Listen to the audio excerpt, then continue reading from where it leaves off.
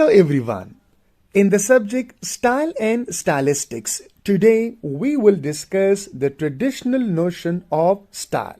And in the traditional notion of style, we will focus dualist and monist perspective on style.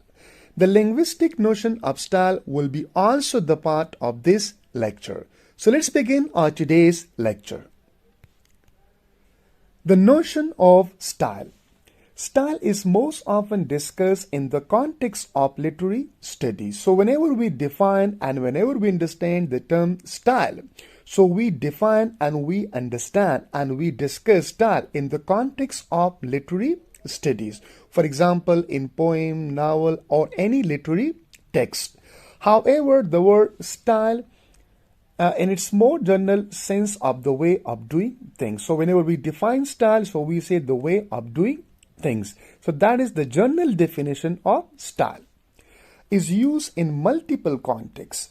The collection range of this word for almost every sphere of human activity. So we can find style everywhere.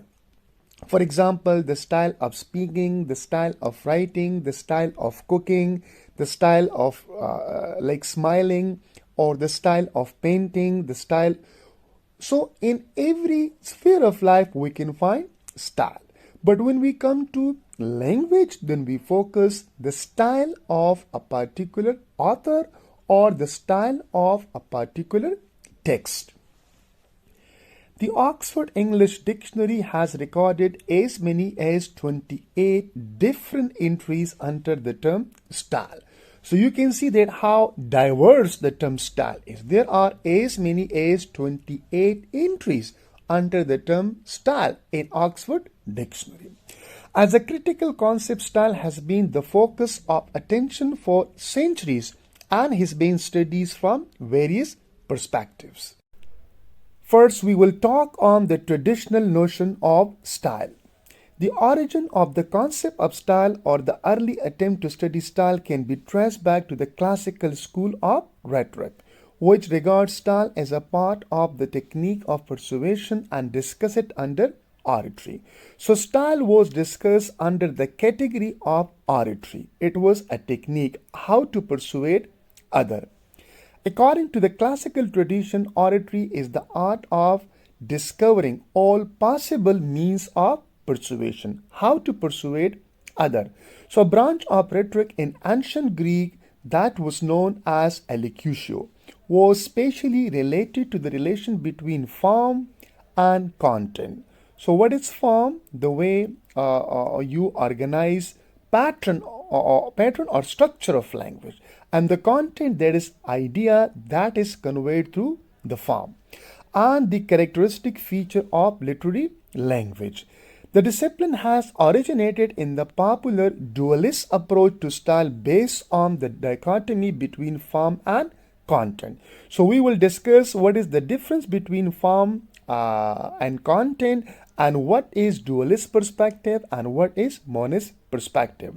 So all the rhetorical notion of style which persisted through many succeeding centuries hold this dualist view as against the monist one. So dualist view has been taken from centuries, right? And still it is practiced. That is according to Leach and Short 1980. That is the reference of the book that I have taken these quotes from. Here we have dualist and monist perspective on style. So dualist view form and content as separate entities, right? So form is the language and content, the idea, right? Or the message or the theme you want to communicate through form. So they consider that content is different and form is different. So these are two different entities. While monism or monist perspective, the choices of expression and choices of content, they are same. So when you change the form, you change the content. What they think. So they think that by changing the form, by changing the structure, you also change the content. You also change the idea. And they think that no, that content and form are different things, right? And one idea or one content can be conveyed through different forms, not one form. We will elaborate, we will discuss in detail these two notions on coming slides. Here you can see dualist perspective. The dualist holds that there can be different ways of conveying the same content. The same content can be conveyed through different ways.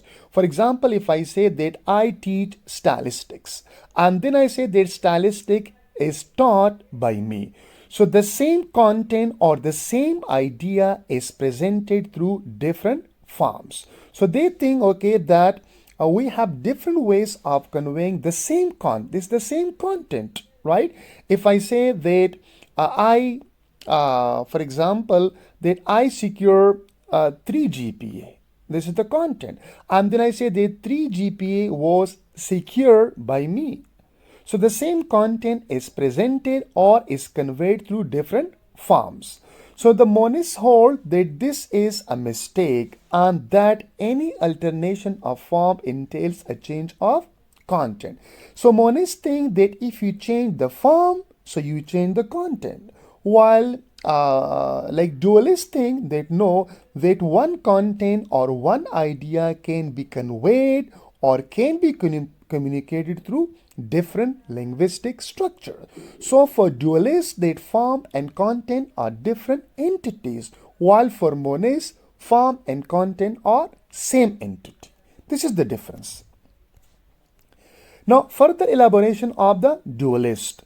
The dualist gains credence from the everyday use of word style as a manner of doing things. So dualists think that what is style? That is the manner of doing things as reflected in dictionary definition and is applied outside language. So they think that style that is outside of language, not inside of language. So to other art forms such as music, painting, and architecture. So these are also other forms of art. And to varied activities such as playing the piano or playing tennis. In such activities, there are assumed to be some invariant elements which have to be performed, e.g., conforming to the rules of tennis. But that there are varied ways in which the individual may perform them. So these different activities, for example, you want to draw a painting. So you can draw a painting, that is your content, in different ways, right? And for example, we have another example, that is piano. If you want to play the piano, so piano can be played through different manners, right? Different ways, right? Similarly, that one activity can be performed through different manners or different ways. So the same idea that the dualists hold, that one content can be conveyed or can be communicated through different structures, different form. This is dualist views. Words on the page. To put the problem more concretely, the idea of style implies that the words on the page might have been different or differently arranged. So you can arrange words differently in different manner, but these words will communicate the same way, the same content. No, without a corresponding difference in substance. So the same substance, or the same idea, or the same content can be conveyed through different arrangement of words. I'll give example now. For example, when dinner was over, the senator made a speech, and a speech was made by the senator after dinner, or the senator made a post-prendial oration, right? So you can see that this is the same content, right, when the dinner was over, but the same content or the same substance or the same idea is presented through different arrangement of words. So this is they say that form and content are different entities. One person, one author can convey the same message through different forms, through different ways, through different manners. And this is what we call stylistics. This is okay, the inquiry that we made whenever we do analysis of a literary text. You can see some more example. Columbus discovered America, and America was discovered by Columbus. The same content that is presented by two different arrangement of words.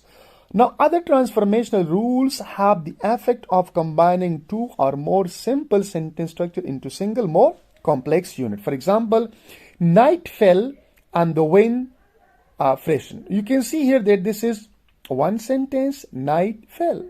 And this is the second sentence, that the wind freshened. And we can combine this through make complex sentence or compound sentence, that night fell and the wind freshened. So this is a compound sentence. Or we visited the house was still empty.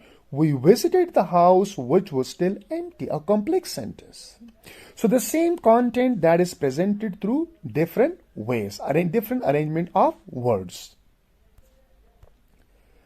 Now, here we have monist view of style.